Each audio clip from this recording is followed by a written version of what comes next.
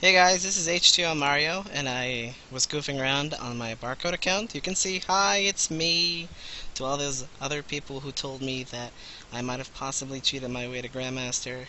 Let me paint you a little picture for that, because I love you so much. Actually, it was just one person. Let me see here. It's a little picture. Anyway, so I got Grandmaster on my barcode account. I got placed into 107. Not that bad. I beat a top 50 Grandmaster to get into it. Let's see what he was. SWS.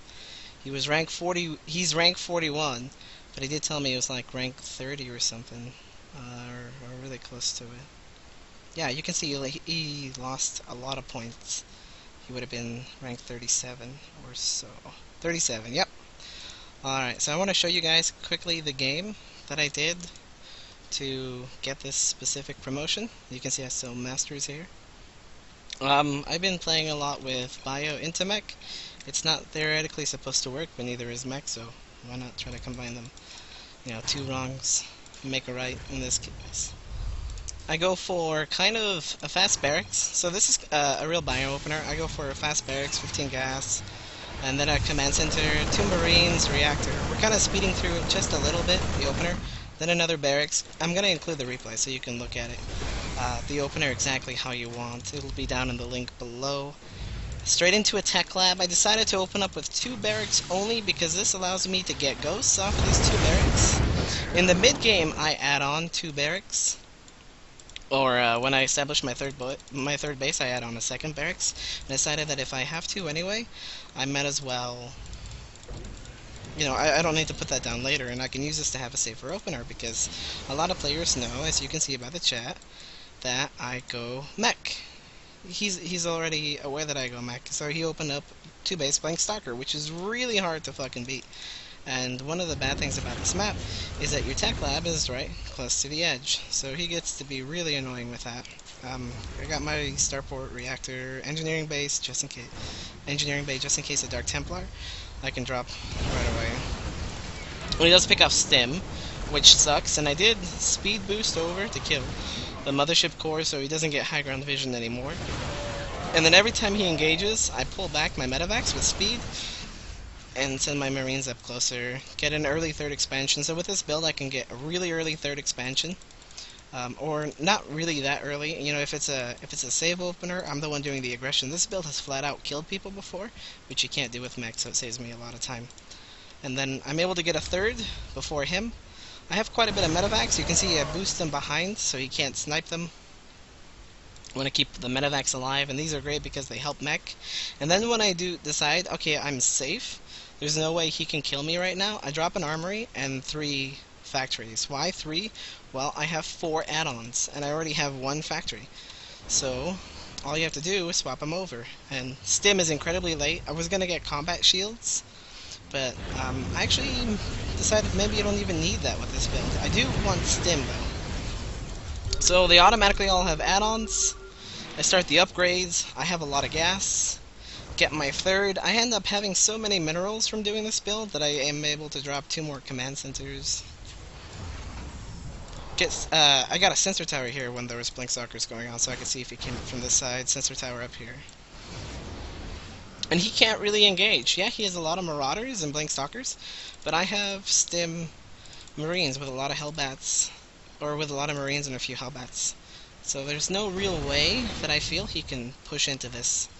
And we're producing a lot. We got our Ghost Academy, our tech labs, another factory. I've decided that I want to go for 5 factories, maybe even 6, off of 3 base. Missile turret in case of Dark Templar. And remember the medevacs we had earlier? Well, now we're going to go pressure him. We're going to try to do some drop harass, get a planetary fortress, and then another sensor tower so we can really see this outer edge. We also try to get all the watchtowers, end up finding a proxy pylon. And he's making a pure anti-mech army. I told him in advance I was going mech. He knew I was going mech. I told him I was even going to transition into mech, as you read the chat. So, preparing for that transition, if I kept going with bio, I would automatically win because he gets immortals and no storm and no colossi. He's producing 2 immortals at a time. He's dropping 2 more robotics facilities, so he's going pure anti-mech. Yeah. So with this drop harass, we're going to try to send one to each different mineral patch away from the cannons so they can attack without me having to focus on them. One in there, and then some in here.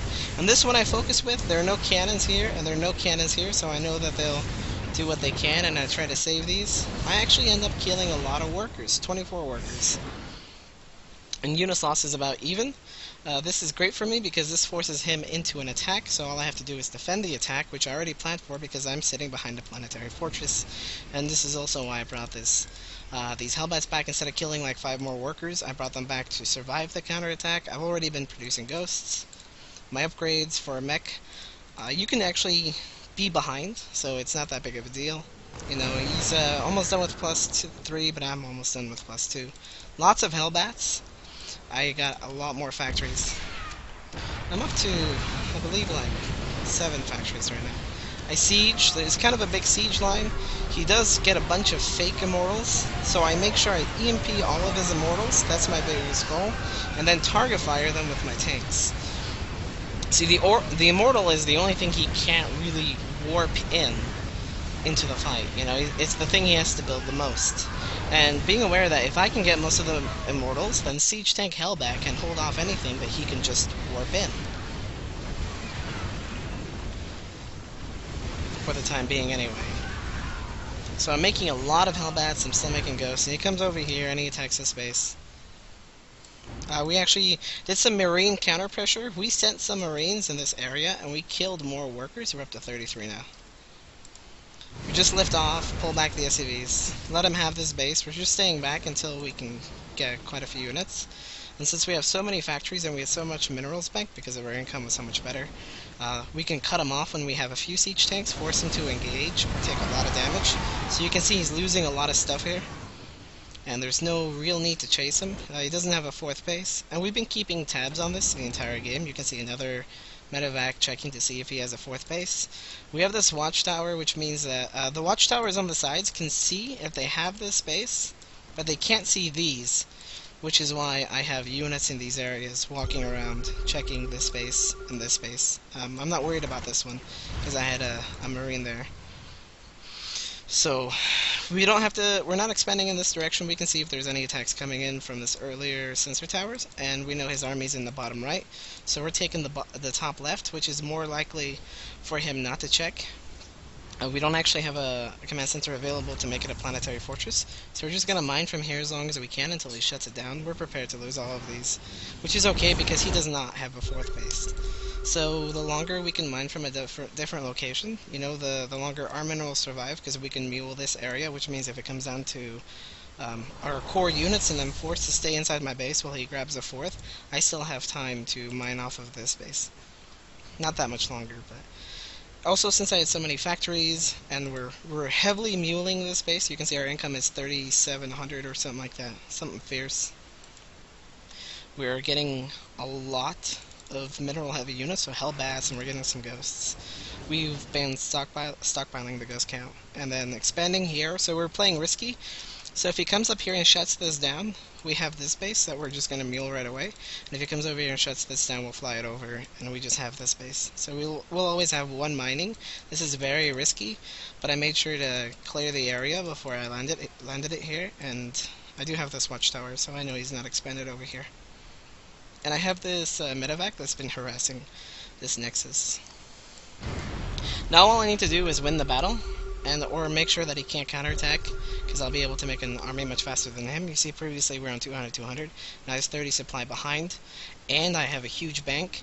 This is because I was so far ahead and did so much harass, so I didn't flat out win the game, but it gave me a definite advantage. So as long as I don't lose my army, he's not going to be able to rebuild, and you can see that I can make almost anything I want mech-wise. So I drop this here again, it's harassing this. So no matter how long the battle takes, if he's not paying attention here, he will lose this nexus and not have a 4th base. This is about to mine out, so this is really his last mining base. So I can push really slow. So every time I get close, I siege, and instantly try to split up my Hellbats, send up to some down below, some up top, as you can see. move in once he's in siege tank range, and EMP the Immortals. Once I feel like I have gotten all of them, I missed these two, I EMP the Archons, because those make my Hellbats more effective. Most of my Hellbats were up top though, and most of his Archons were down below, and now he's getting a lot of splash damage on top of this Immortal, because of my Hellions fighting, so he loses almost everything. You can see units lost, he's way behind, and we target fire the War Prism. He's 6,000 resources behind, and we are making 8 Hellbats, 3 tanks, 2 Ghosts at a time. So there's really no way for him to win this game. We could retreat, this Nexus is gonna fall, we're completely far ahead, and the game is over. So thanks for watching, guys, and I guess I have 2 accounts now in Grandmaster, which is always fun. I haven't been playing on the other one as much, which is why it's slow. I have 105 and 107. So I'm going to be spending the bonus pool on my main account, try to get him back in the top 50, and then get my second account in the top 50. So thanks for watching, guys, and you guys have a good day.